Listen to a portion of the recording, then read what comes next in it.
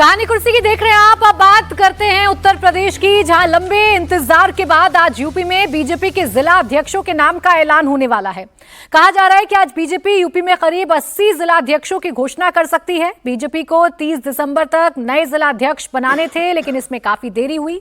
कहा जा रहा है कि बीजेपी के जिला अध्यक्षों के नाम का ऐलान एक साथ नहीं, अलग अलग जिलों के स्तर पर होगा। यूपी में कुल 75 जिले हैं, लेकिन बीजेपी ने यूपी को 98 संगठनात्मक जिलों में बांट रखा है।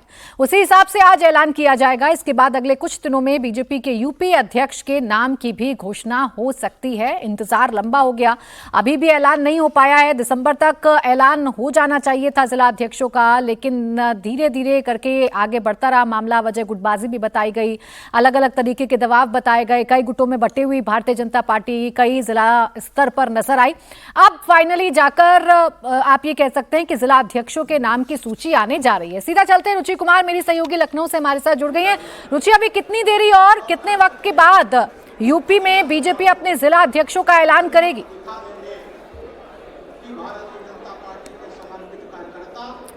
रुचि, आवाज मिल रही है आपको?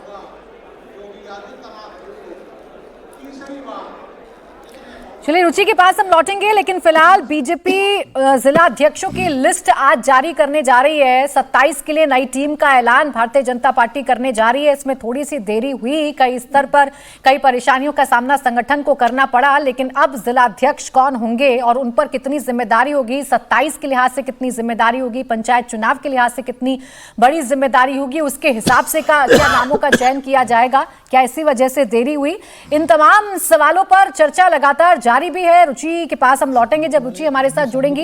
लेकिन हर्षवर्धन जी, जिस सूची का ऐलान दिसंबर तक हो जाना था, उस सूची का लंबा खिंच जाना और अभी भी अब आएगी 1 घंटे बाद, 2 घंटे बाद, अभी भी इंतजार थोड़ा लंबा हो जाना, किस तरफ इशारा कर रहा है? देखिए, आज तो खैर इंतजार के आप सारे चुनाव के जो अधिकारी हैं वो उस संबंधित जिले में गए हैं और भारतीय जनता पार्टी ने इस देरी को, जिसको कहते हैं ना कि उसकी भरपाई करने के लिए, इसको एक इवेंट की तरह बना दिया है।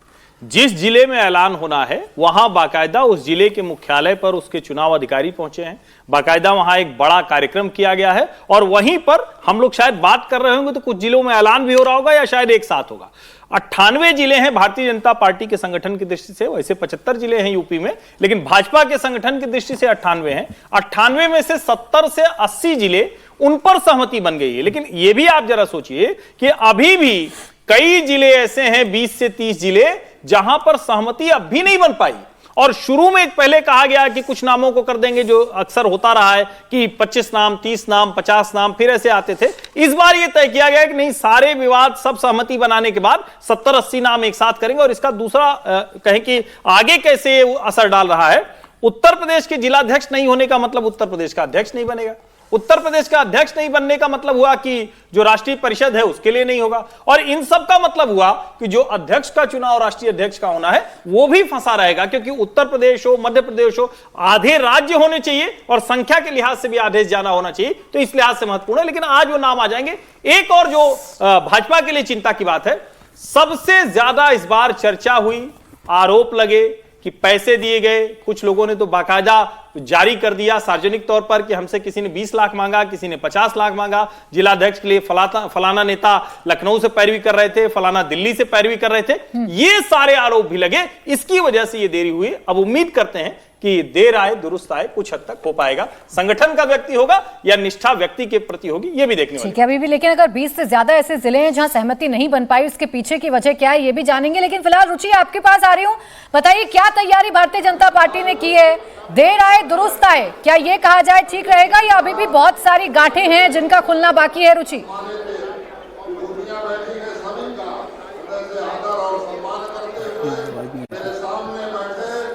देखिए, अच्छा आवाज नहीं जा रही? रुचि, जब आवाज मिल रही है आपको? चलिए रुचि, ये मैं कह रहा था ना, देखिए कुछ लोगों के जो लिस्ट है ना वो लगभग आनी शुरू हो गई, लेकिन चूंकि औपचारिक जब तक ना आए तब तक उसका नाम हम नहीं बताएंगे। लेकिन वो एक एक करके हर जिले में वो जो चुनाव अधिकारी गए हैं वो अनाउंसमेंट करना शुरू कर चुके हैं। तो कई जिले, अब तक 26-27 जिलों का अनाउंसमेंट हो चुका है। आज लगभग 75 के आसपास जिलों के जो जिलाध्यक्ष हैं उनका नाम सामने आ जाएगा। अच्छा, सहमति ना बन पाना और देरी हो जाना और उसका फिर यूपी के प्रदेश अध्यक्ष पर इफेक्ट डालना, 27 के लिए अभी से बीजेपी तैयारी कर रही है, तो इन तैयारियों पर भी सीधे तौर पर समीर जी असर पड़ेगा? निश्चित रूप से गुटबाजी का एक बड़ा इशू रहा है, मतलब भारतीय जनता पार्टी के अंदर। और भारतीय जनता पार्टी में जिस तरीके से संगठन के चुनाव कछुआ चाल चल रहे, ये एक बड़ा आश्चर्य की बात है कि भारतीय जनता पार्टी तो संगठन के लिए जानी जाती है, संगठन सर्वोपरि माना जाता है। प्रधानमंत्री मोदी खुद संगठन के आदमी, अमित शाह संगठन के आदमी है, संघ खुद संगठन पर ध्यान देता है। जब संघ साथ में है, मोदी शाह संगठन की कोशिश के विशेषज्ञ माने जाते हैं, ऐसी स्थिति में भारतीय जनता पार्टी में जिलाध्यक्ष को लेकर आप इस तरीके से देरी हो रही है, प्रदेश अध्यक्ष को लेकर इस तरीके से देरी हो रही है, और आपके कैबिनेट मंत्री जो प्रदेश अध्यक्ष है वो आप नए प्रदेश अध्यक्ष नहीं बना पा रहे हो।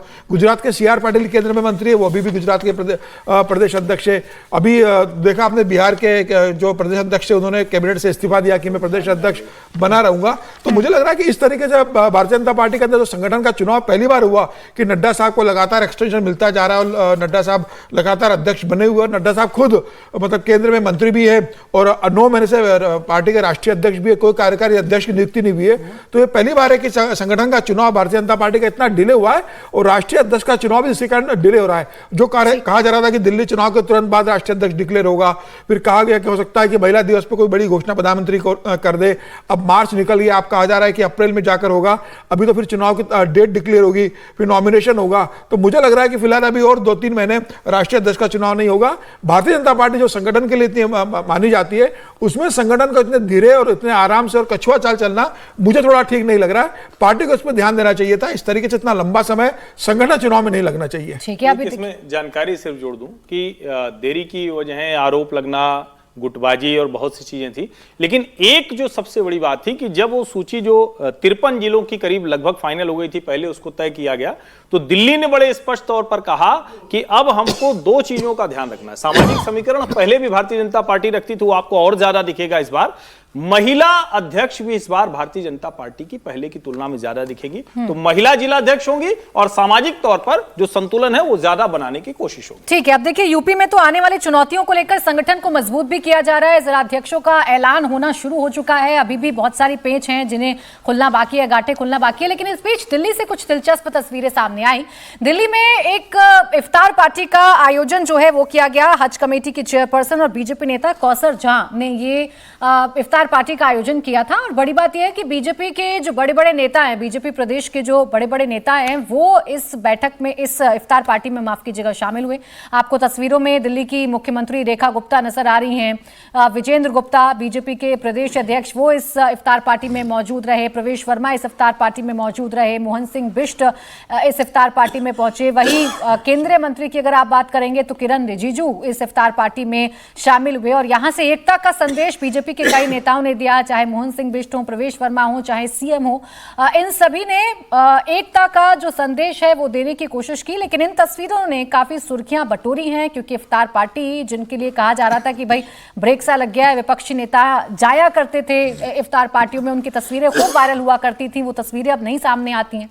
अब इससे उलट बीजेपी जो हमेशा से आरोप लगाती थी, वो बीजेपी इफ्तार पार्टी में शामिल हो रही है। और तमाम जो नवनिर्वाचित पार्टी के विधायक हैं वो भी इसमें शामिल हुए। आपको सुनवाते हैं क्या क्या बयान सामने है, फिर चर्चा शुरू करेंगे। सारे जहां से अच्छा हिंदुस्तान हमारा था और आगे भी होना है, और इसको हम सब मिलकर करेंगे तो पक्का होगा। इसलिए जाति उपजाति रहे पर छुआछूत नहीं रहे, पूजा पद्धतियां रहे पर पूजा पद्धतियों से नफरत नहीं, मोहब्बत और अपनापन आए, भागीदारी करें। कौमी एकता का पैगाम बीजेपी दे रही है, ये बीजेपी के नेताओं का कहना है। विजय जी, इफ्तार पार्टी में विपक्ष का कोई नेता शामिल होता है तो कम्युनल हो गए, ये तो एक अपीजमेंट की पॉलिटिक्स है, लेकिन बीजेपी के नेता अगर इसमें शामिल हो रहे हैं तो ये कौमी एकता का पैगाम है। देखिए प्राची जी, अच्छी बात है वैसे जो हो रहा है, लेकिन राजनीति में है ना, समय और सुविधा सब चीज़ों को बदलती है। आप समय के साथ, सुविधा के साथ, कभी होता है कि यदि कोई और पार्टी कर रही होती तो आप उसको कम्युनल कहते, या कहते कि राजनीतिक क्या तुष्टिकरण भी हो जाता। अब मैं तो 10 साल में, खासतौर से जब से सरकार, मोदी सरकार रही है, वाजपेयी सरकार के वक्त में होती थी इफ्तार पार्टी, खुद वाजपेयी जी भी करते थे, लेकिन उस 10 साल में सरकार की तरफ से तो कोई इफ्तार पार्टी नहीं हुई, लेकिन भारतीय जनता पार्टी के नेताओं में भी शायद किसी की हिम्मत नहीं हुई कि वो इफ्तार पार्टी का आयोजन करें। जो एलाइज हैं वो भी नहीं कर रहे थे, तो अब यहाँ पर हुई है, और उसमें दिल्ली की मुख्यमंत्री भी शामिल हैं और कई मंत्री भी शामिल हैं, तो अच्छी बात है, मैं इसमें कोई आपत्ति वाली बात नहीं है। इंद्रेश कुमार जी को अभी आप सुन रहे थे, इंद्रेश कुमार जी मुस्लिम राष्ट्रीय मंच के संयोजक भी हैं, वो सब कुछ लंबे समय से चला रहे हैं, लेकिन अब इसका क्या रिपरकशन होगा ये भी मुझे नहीं पता, लेकिन हो सकता है पार्टी की सहमति के बाद ही इस तरह का निर्णय हुआ होगा। बड़े-बड़े नेता पहुंचे, अभी हम पहले चुनाव की खबर कर रहे थे, तो चुनाव की खबर में भारतीय जनता पार्टी में ये परंपरा चलती थी कि एक व्यक्ति एक पद। अभी समीर जी ने बताया कि 3 साल से तो एक्सटेंशन पर ही चल रहे हैं नड्डा साहब, और अभी 1-1.5 साल से मंत्री भी हैं वहां पर। तो राष्ट्रीय अध्यक्ष भी जब मंत्री भी रहे और अध्यक्ष भी रहे। नड्डा जी की किस्मत को लेकर ईर्ष्या क्यों मन में भाव? नहीं, मैं तो एक व्यक्ति एक पद की बात कर रहा हूँ। जैसे दिलीप जायसवाल साहब को अचानक याद आया कि वो 2 पदों पर अचानक याद आया ना, पद पर तो काफी समय से थे। CR पाटिल साहब को याद CR पाटिल साहब को भी याद नहीं आया है। तो ऐसा समय और सुविधा के साथ होता है, जितना चल जाए अच्छा है।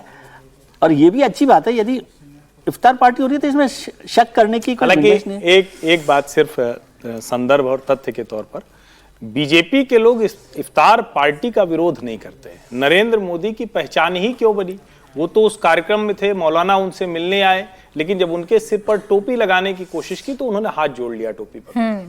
सवाल क्या है, हम एक दूसरे को उनकी आस्था के लिहाज से, उनकी उपासना पद्धति के लिहाज से, उनका जो भी श्रद्धा है, जो भी करना चाहिए उसके लिहाज से सम्मान करें, लेकिन हम चुनाव के समय टोपी लगाकर मुसलमान बन जाएं, हम वोट बैंक के लिए किसी जगह इफ्तारी करने लगे, ये थोड़ा सा कम ठीक है। मेरा मानना है कि सबको बिल्कुल करना चाहिए, और इफ्तारी कोई बुरी चीज समय नहीं है, खत्म हो उनका रहा है। अपना एक और मानना है। दिलचस्प आप भी खबर है शामिल ऐसी होइए। नितिन गडकरी से जुड़ी हुई, विनोद जी वो बता दो, फिर अपनी बात आप रख दीजिएगा। नितिन गडकरी जो अपने बयानों को लेकर चर्चाओं में रहते हैं, कार्यक्रम में बोल रहे थे, और उन्होंने कहा कि सबसे ज्यादा अगर शिक्षा की कहीं पर जरूरत है तो वो मुस्लिम समुदाय में शिक्षा की जरूरत है। वो ये कह रहे हैं कि सिर्फ 5 धंधे ही क्यों लोकप्रिय हुए मुस्लिम समाज में, चूंकि शिक्षा का अभाव है। और 5 धंधे कौन से बताएं? चाय की टपरी, पान ठेला, कबाड़ी की दुकान, ट्रक ड्राइवर और क्लीनर। हालांकि इसके बाद अपने ही अंदाज में उन्होंने जात पात की बात को लेकर कहा कि जो करेगा जात पात की बात मारूंगा लात। इस बात पर वो अभी भी कायम। उन्होंने कहा कि मैं इस बात पर कायम हूं, चाहे मेरा पद चला जाए, चाहे मैं चुनाव हार जाऊं, चाहे मंत्री पद पर रहूं या ना रहूं। लेकिन मुस्लिम समाज को लेकर एक संदेश नितिन गडकरी ने देने की कोशिश की है, सुनिए जरा क्या कहा उन्होंने। हमारे समाज में सबसे ज्यादा आवश्यकता कही है शिक्षा की, तो मुस्लिम समाज में है। दुर्भाग्यवश यह है कि 5 ही धंधे समाज में लोकप्रिय है, चाय की टपरी, पान ठेला, कबाड़ी का दुकान, ट्रक ड्राइवर और क्लीनर। पर हमारे समाज में से अगर इंजीनियर, डॉक्टर, वकील, IAS, IPS ऑफिसर बनेंगे तो ही समाज का विकास होगा। और इसलिए हम मस्जिद में एक बार नहीं 100 बार नमाज पढ़े, पर विज्ञान और तंत्र विज्ञान को अगर हम आत्मसात नहीं करेंगे तो हमारा भविष्य क्या होगा? अब नितिन गडकरी जी क्या बताना, क्या समझाना चाह रहे हैं विनोद जी? नहीं, देखिए नितिन गडकरी जी केंद्रीय मंत्री हैं, भाजपा के अध्यक्ष रह चुके हैं।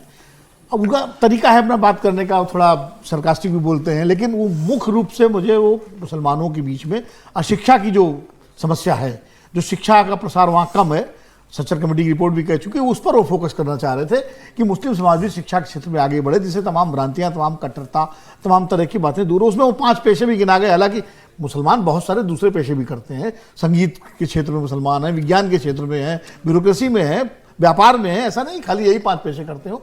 तो वो उन्होंने बोल गए, लेकिन ये उन्होंने एक बात जो कही है वो महत्वपूर्ण है कि शिक्षा का क्षेत्र जो है वो शिक्षा में मुसलमान जितना ज्यादा ध्यान देंगे उतना मुख्य धारा के साथ और वो जुड़ेंगे।